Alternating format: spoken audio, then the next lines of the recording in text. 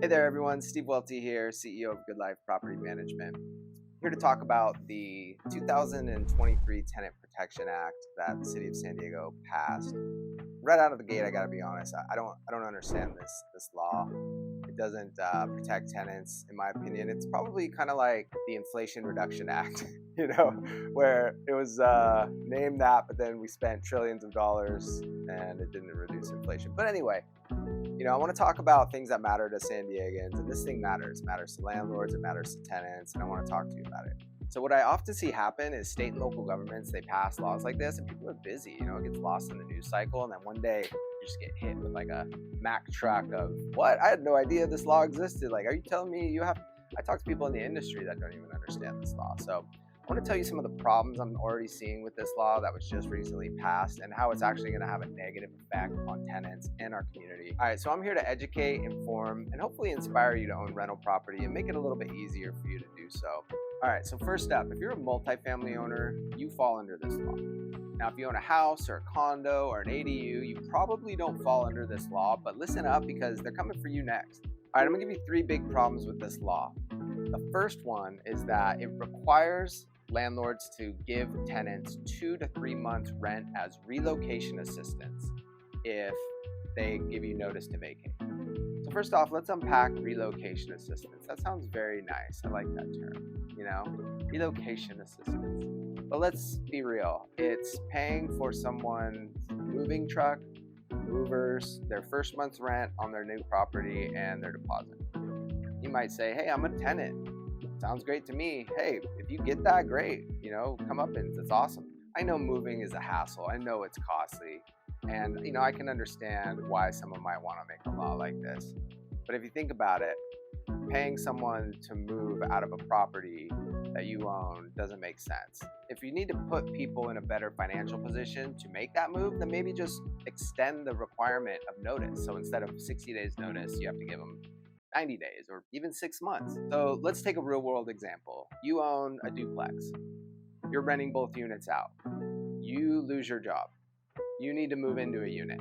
Now you have to pay 2 to 3 months rent to that tenant to move back into your unit. Does that make any sense? You might say, well, these landlords, they're the ones with all the money. They, need to pay the tenants who don't have any money. Okay, great, but that's actually not true in most cases. I used to work for a French entrepreneur back when I was 25, and he had 50 units.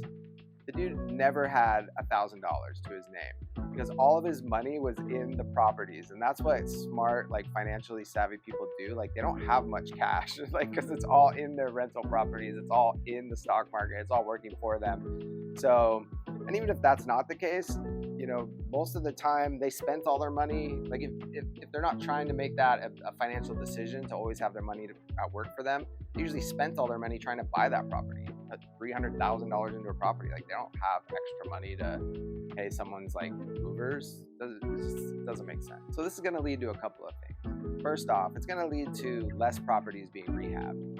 If I'm going to buy a building and then I want to rehab it, I'm not going to do that now because I'd have to factor in the cost of giving everyone 2 to 3 months rent to move, and it's just not going to make sense. And I'm just not going to do it in general. I'm going to wait till everyone moves, and if people never move and properties never get rehabbed, it's just going to lead to more buildings being dilapidated and not fixed up. The second thing it's basically going to do is increase rents, and you'll see that's a common theme in each of these problems because the thing it's designed to protect against is usually the problem it ends up creating. And so just like any business, when costs increase for a business, the costs get passed down to the consumer. It's economics 101. And so you can make laws that limit how much rent you can increase or whatever, but at the end of the day, you look at cities like San Francisco, New York, the highest rent controlled cities, they all have the highest rents, the highest property values. So if I'm an owner who owns a triplex and maybe I was more lenient on rent raises in the past because I liked kind of keeping things under market and happy tenants, now I have to protect myself. I have to make as much money as possible in case, I have to pay 2 to 3 months rent to someone. What if I have a flood and I have to move that tenant out for 30 days? I'd have to pay them relocation expenses. All right, problem number 2 is if you give a tenant notice to vacate, let's say you need to move into the property, move a family member in, or you're going to rehab the property, you have to report yourself basically as a criminal to the local city government. That's essentially what it is. I mean, I'm kidding. You don't have to say I'm a criminal, but that's kind of like, it's like a reporting registry. It's kind of like a naughty list. It's like Santa's naughty list. You gave someone a notice to vacate, and now Big Brother's going to be watching you from here on out.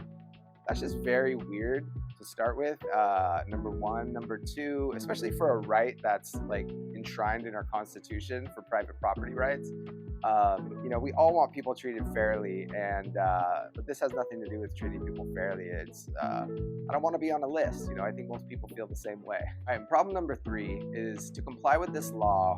Everyone had to mail or deliver in person their tenant a 19-page tenant protection guide.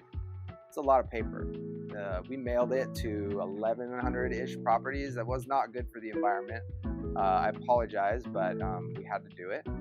And most people probably didn't comply the right way, right? And so there's all these attorneys that know this. They're finding new ways to sue people. How many landlords really complied with this law correctly? And each year you're going to have the tenant sign this stating that they've received a copy of this and they have this disclosure.